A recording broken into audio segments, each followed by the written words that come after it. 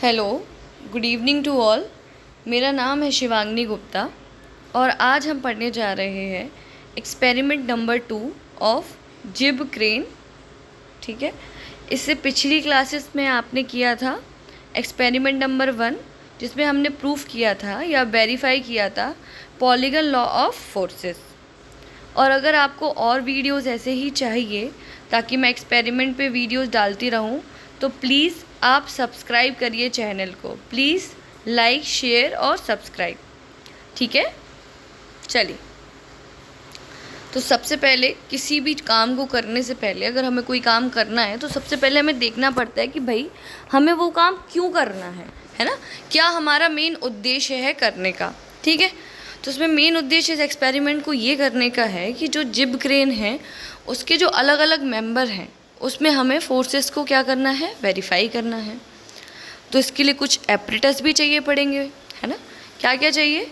जिब crane apparatus चाहिए, weights चाहिए, मीटर रॉड चाहिए, सेट स्क्वायर चाहिए, पेंसिल चाहिए। ठीक है, अब थ्योरी समझ लेते हैं कि एक्सपेरिमेंट कहता क्या है। Experiment in which validity of Lami's theorem is proved here. ये एक ऐसा एक्सपेरिमेंट है जिसमें हम लेमीज थ्योरम की वैलिडिटी को प्रूव कर रहे हैं। अब क्या होता है लेमीज थ्योरम? बताओ भाई, क्या होता है लेमीज थ्योरम? लेमीज थ्योरम होता है, इसमें लिखा है, it states that if 3 coplanar forces acting on a point in a body keep it in equilibrium, then each force is proportional to the sine of the angle between the other two forces.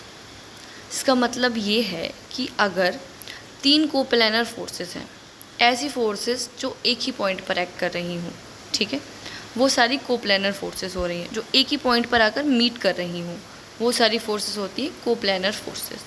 तो अगर उनमें से 3 coplanar forces हैं जो एक ही point पर आकर act कर रही हैं और इक्विलिब्रियम की कंडीशन बना रही है, तो जो दो फोर्सेस के बीच का एंगल साइन एंगल होगा, मतलब साइन थीटा होगा, वो पहली जो बची हुई फोर्स है जो उसके सामने रहेगी उसके बराबर होता है।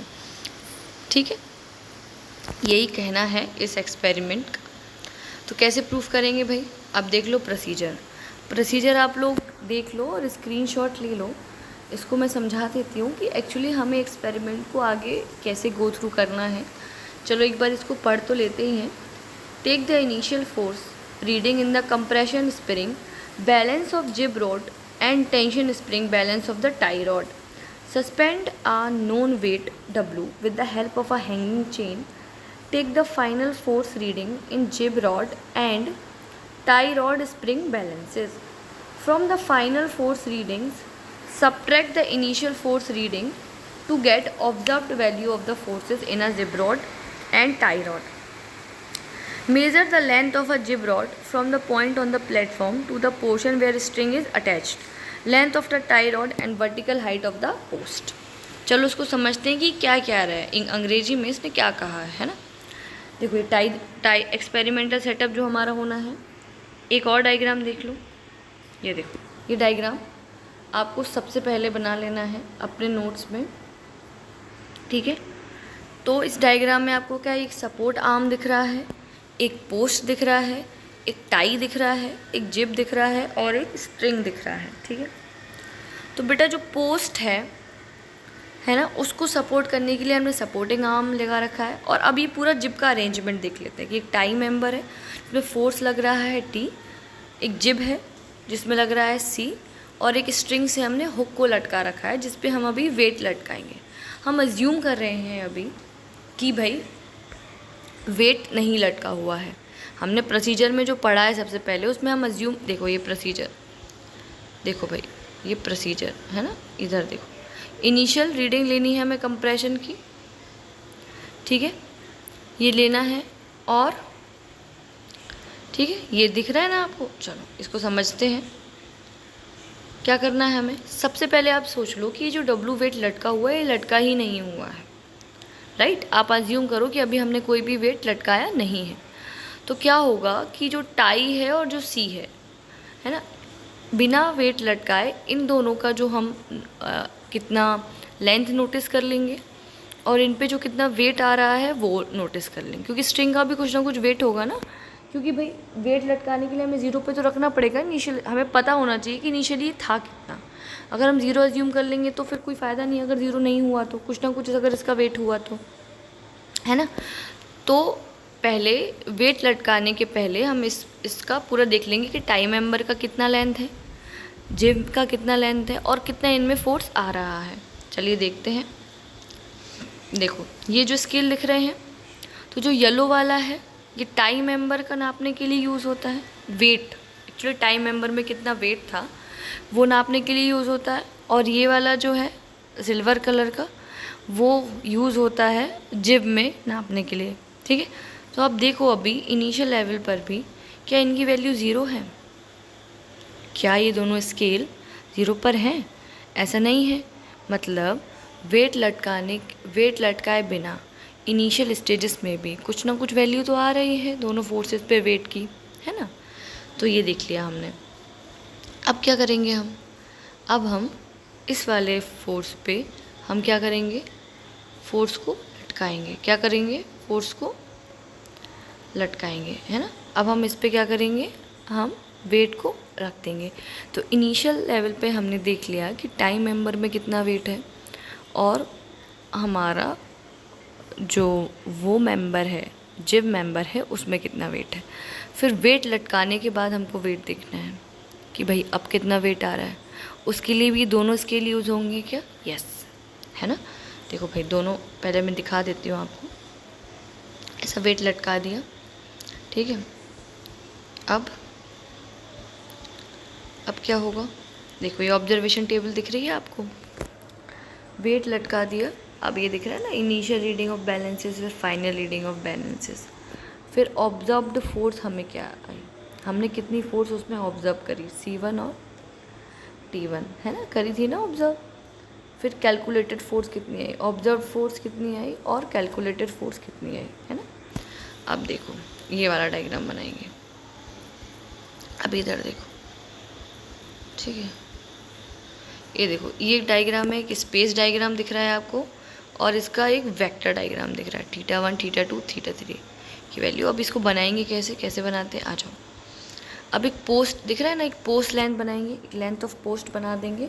तो उसका जो अपर सिरा है, एक लेंथ ऑफ पोस्ट दिख रहा है ना आपको, उसके अपर सिरे पे हम राउंडर रखेंगे, कंपास रखेंगे, वहाँ से एक आर्क मार करेंगे टाई की लेंथ का। टाई का जो इनिशियल लेवल पर कितना लेंथ है ऑब्जर्वेशन टेबल में हम देखेंगे 177 समथिंग है, और उसको 10 से डिवाइड कर देंगे क्योंकि 177 सेंटीमीटर हम बना तो पाएंगे नहीं ना स्क्रीन पे, तो उसको 1/10 कर देंगे। तो 17.7 समथिंग हाइट लेंथ आ जाएगी टाई बार। उतना ही लंबा आर्क लेके हम मारेंगे, आर्क लगाएंगे, ठीक है। और फिर क्या करेंगे, टाई मेंबर और दूसरा नीचे सिरे पे लाके जो लोअर पॉइंट है ना पोस्ट का, उधर पे लाके हम कंपास को जिब का लेंथ नाप के और जिब की लेंथ का एक आर्क बनाएंगे, और जहाँ पर ये दोनों पॉइंट मीट करेंगे वहीं से हम इसको एक देखो ट्राइंगल का रूप का दे देंगे। दिख रहा है ना, जिब, टाई, पोस्ट लेंथ। और अब इसी ट्राइंगल की मदद से हम इनका वेक्टर डायग्राम बनाएंगे। कैसे बनाएंगे? जिब दिया है, जिब के पैरेलल एक लाइन बनाएंगे C, टाई के पैरेलल एक लाइन बनाएंगे और वेट के पैरेलल एक लाइन बनाएंगे, और जो हमारा D होता है उसको रख के हम θ1 θ2 और θ3 की वैल्यू फाइंड आउट कर लेंगे, ठीक है। अब होगा क्या? अब ऑब्जर्वेशन टेबल देखो। ऑब्जर्वेशन टेबल में हम देखो, अब ये थोड़ा देर को मैं रखती हूँ ताकि आप लोग ऑब्जर्वेशन टेबल बना लो। इसको आपको पहले ही बना लेना है, एक्सपेरिमेंट प्रोसीजर के पहले ही आपको साइड में ये ऑब्जर्वेशन टेबल बना लेनी है, ठीक है। तो आप एक इसका स्क्रीनशॉट ले लीजिए। आई होप आपने स्क्रीनशॉट ले लिया होगा।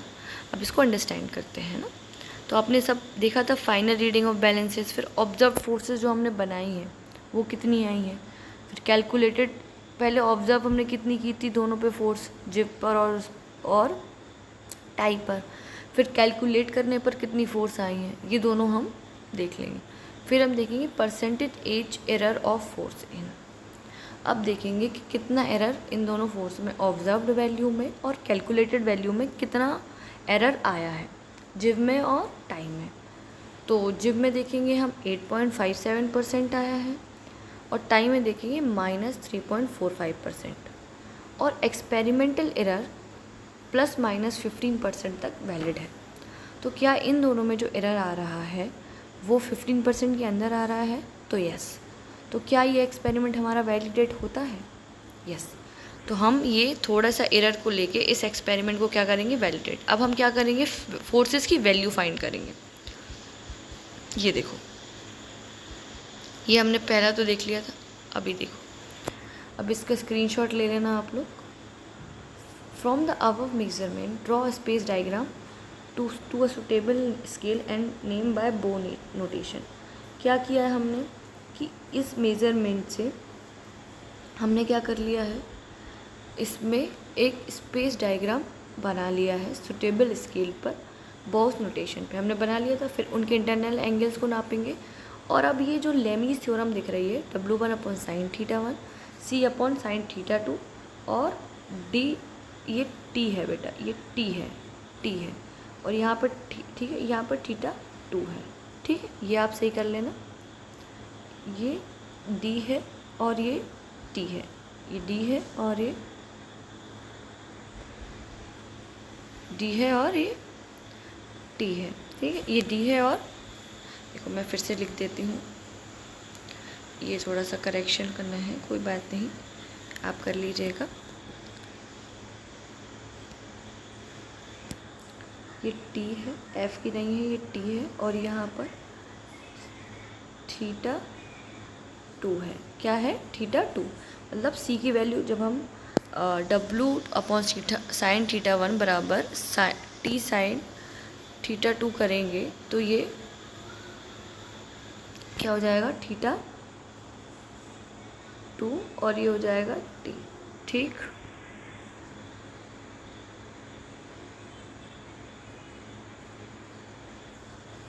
T कर लेना बेटा आप, है ना। ये थोड़ा गायब हो जा रहा है, आप लिख लेना इतना। इधर पे sin θ2 है और ये sin θ3। चलो ठीक है, चलो आगे बढ़े। अब ये डायग्राम आ गया। अब ये फोर्स डायग्राम, ये देखो, ये बनाना है आपने। ठीक है, और ऑब्जर्वेशन टेबल हमने देखा कि जिब में और टाइम में।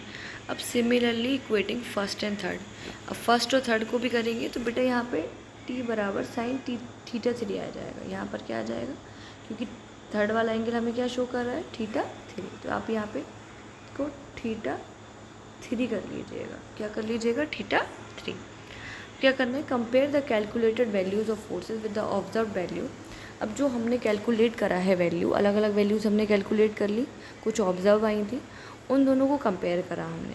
फिर एक्सपेरिमेंटल को रिपीट करेंगे, अगर कोई चेंज होगा। अब रिज़ल्ट पे आते हैं सीधा। रिज़ल्ट क्या है? The forces in the tie bar, the forces in the tie bar and jib have been verified with the experimental error. ये जो फोर्सेस हैं, ये एक्सपेरिमेंट थोड़ी बहुत एरर आई है ना हमने देखी, लेकिन ये एक्सपेरिमेंटल एरर के अंदर आ रही है। ठीक, अब हमें लेना है precautions. Initial reading of the spring balance of a tie rod and jib rod should be taken carefully. सबसे पहला कि हमें जो इनिशियल और फाइनल रीडिंग लेनी है उसको क्या लेना है? बहुत ही प्रॉपरली लेना है, उसमें कुछ गड़बड़ नहीं होना चाहिए, वरना पूरा इम्पैक्ट हमारे रिज़ल्ट पे पड़ेगा।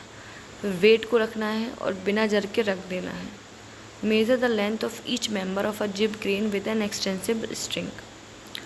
हर एक मेंबर की लेंथ को मेज़र करना है जिब क्रेन के साथ। जो हमारी स्ट्रिंग जो होनी चाहिए, इनएक्सटेंसिबल का मतलब कि उसे वेट लगाया तो खिंचनी नहीं चाहिए। The spring balance should be sensitive to give correct reading. Spring balance इतनी सेंसिटिव होनी चाहिए कि करेक्ट रीडिंग आए। The space and force should be drawn carefully and accurately. Space diagram अच्छे से बनाना चाहिए। ठीक है, चलो अब ये डायग्राम की मैं आपको एक एक करके दिखा देती हूँ, तो आप लोग स्क्रीनशॉट ले लीजिएगा कि कैसे आपको डायग्राम बनाना है। ओके, ये देखिए, इसकी मदद से मैंने आपको बता ही दिया था, ये डायग्राम है। अब ये देखिए आप कि टाई मेंबर में अगर हम जैसे स्प्रिंग में फोर्स लगाएंगे, वैसे टाई मेंबर में क्या आ जाएगा? क्या आ जाएगा? टाई मेंबर में टेंशन आएगा। और उस जिब में क्या आएगा, कंप्रेशन। इसीलिए हमारा जो रिजल्ट में देखा है ना आपने एक्सपेरिमेंटल एरर, तो टाइम मेंबर में पॉजिटिव है और उसमें नेगेटिव। ये डायग्राम देख लीजिए। आई होप आपने स्क्रीनशॉट ले लिया होगा। ये इसका स्पेस डायग्राम है और इसका फोर्स डायग्राम है, जिसको वेक्टर डायग्राम भी कहा जाता है। ये एक डायग्राम जो हमने बनाया था कंपास की हेल्प से, ये लीजिए, आप अपनी कॉपी में बना लीजिएगा। ये रही ऑब्जर्वेशन टेबल। ठीक है बच्चों, चलिए आज का एक्सपेरिमेंट यही ख़त्म होता है हमारा। ठीक है बच्चों, चलिए धन्यवाद। और आगे के वीडियोस के लिए प्लीज़ लाइक, शेयर और सब्सक्राइब। Thank you.